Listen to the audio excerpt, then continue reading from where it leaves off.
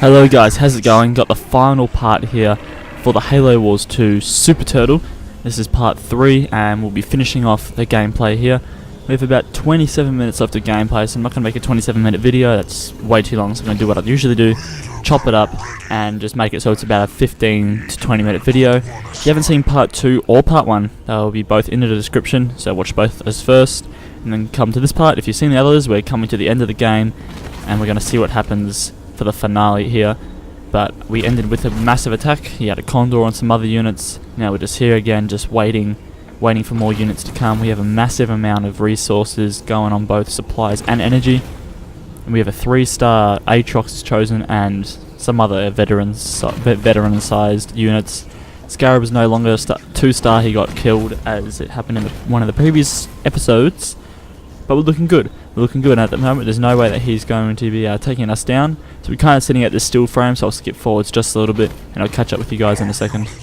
Alright boys, so we skipped forwards just a couple of, maybe half a minute, and we're coming up to a very large attack, as you'll see here. So he's going to be coming pretty hard. I was actually again doing something else, wasn't even paying attention to what I was doing, then I realised he's gone for a full air assault. Now obviously air beats ground, and I think that's just kind of the idea he was going for. And this is the closest he gets to killing me. Those hornets and vultures, they absolutely pump me. So he's dropping the cluster bombs, I'm dropping my invulnerability to counter that, getting my Scarab up some repairs. I don't know why the Scarab's moving. It always does this really weird thing. The Scarab just wants to go off and do its own thing.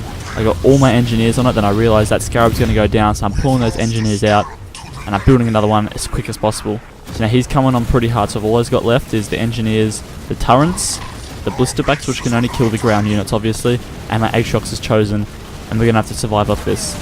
Luckily he didn't have any, he did have detect, I think. Yes, he did have detect, so the Nightingales were detecting my units, so my blister backs are hitting that Forge's Warthog, and everything else is attacking all the air units. So they have got some detect on my units. Luckily I did have the shield generator. He drops close air support. No, he doesn't, sorry. Drops 3 Grizzlies. Now my hunters can start attacking those because they're not air. But he goes to the closest he gets to killing me, and I was actually kind of panicking. He gets my shield down. Finally he gets it down, and now he's going to start pumping everything else. Luckily, Scarab's built in a minute.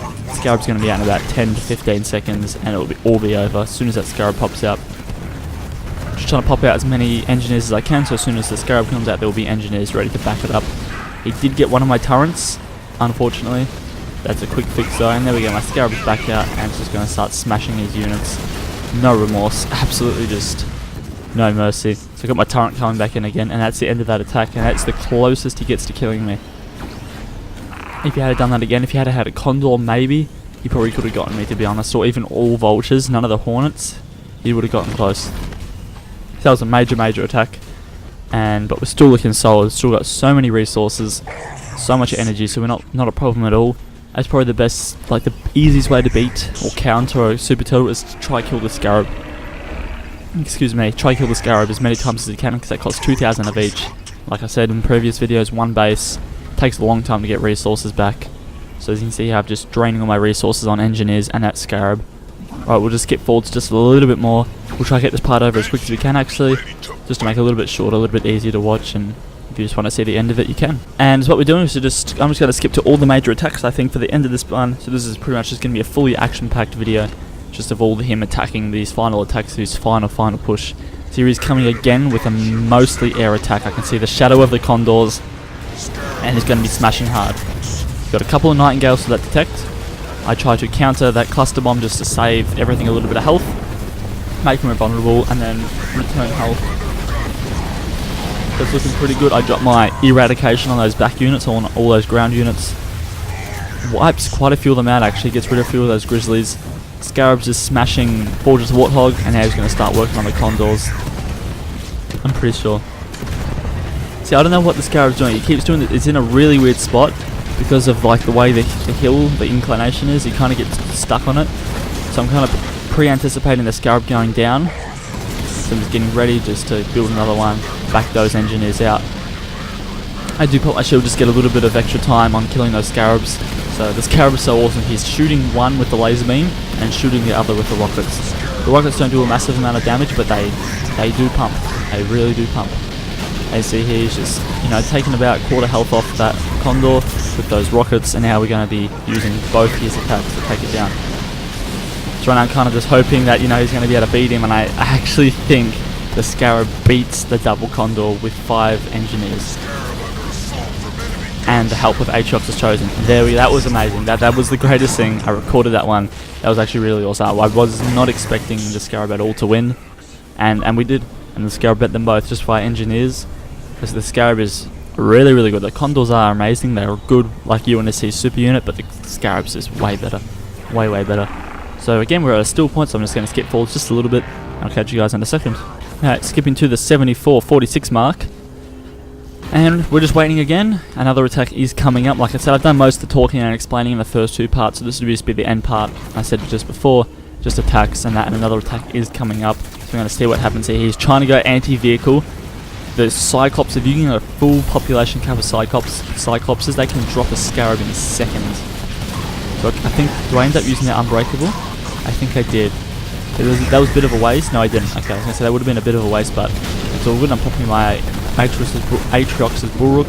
So he has got the Wolverines there. They can detect, so I just dropped the Cleansing Beam just to kind of work on the Grizzlies and the Wolverines, just so he doesn't have that detect on me. So I dropped most of his units, so those hunters are going in as they are anti-vehicle. And they just drop everything so quickly. He tries to drop in, I don't know what he's dropped, 2 Kodiak, I don't know why, mate. They're just going to get dropped so quickly. The Scarabs and their anti-vehicle are absolutely amazing. And because these are all ground units, those blister backs will just sit there and snipe everything. They just did their work as they were meant to. So I've just been sending my Banshees out around, doing some scouting, and I see that he's got his troops just sitting there, so this is like the 4th attack in this, maybe 5th attack in this video. He's dropping my cluster bombs, and it's pretty much the same thing over and over again. I'm just, like, the whole point of the turtle is just sitting at your base, and the cloaking in Halo Wars 2 makes it so much easier. That was never in Halo Wars 1, so you never had that cloaking, and that backs up. That Condor can't do anything. He's got nothing to shoot. Nothing to shoot. Doesn't, like, because you can't see anything. So we're just sitting there just smashing the crap out of that Condor. Everything's pretty much shooting at him. The Banshees, or like anti-air torpedo, is absolutely amazing. That's doing quite a bit of work. A full population cap of Banshees with the plasma torpedo at rank 3 can drop Condors so quickly, it's not even funny. I think he's gone for the triple Condor and then the one Fortress Warthog to try to kill me. Condors that don't have detect, so we're just sitting there just sniping him away. Nothing he can do at all. I did get my Scarab back up to 1 star, so that's giving him that little 10% buff if it works the same way as Halo Wars 1. So his 3rd Condor is just camping there. Not really doing anything. I don't know what he's, maybe just trying to save it. I'm not sure. But we survived that attack and we're doing really well. My resources are pretty much not even moved. We've got more than enough energy. I could probably like even delete my extractors. I don't even need them anymore. Just for the Scarabs that cost 2,000. But even then, I've just got so much of it. I could pump out so many Scarabs before I even get close to running out. Just going to skip forward just a little bit and come towards the end of the video. And this is actually the end of the video. I went to skip forwards and I didn't realise I had so much gameplay left on the end. And that's the end of the video. I hope you guys enjoyed that. It was a very long series. I'm done if I do it again. I just wanted to do it once and make a video out of it. But he ends up finally resigning after 80 minutes. 80, I think it was 80 or was it 90? I will soon find out, but I'm pretty sure, yeah, 80 minutes, 20 seconds, he finally just backs out. It was a very long time. I hope you guys enjoy. That's the Super Turtle. And they're just fun to do. Like, I might do one with friends one day, and just, especially once I can start streaming, once I get better internet. I'm just waiting on the faster net. My upload's not quite quick enough. Even if I'm uploading YouTube videos, it takes a very long time. So thank you guys, especially if you watched all the previous 2 videos. If you haven't, like I said in the description, this is the last video. Tell me if you're enjoying the Halo Wars 2. Like, I'll keep making them. I love playing the game, and it's giving me, like, you guys seem to be loving all your views and, you know, feedback.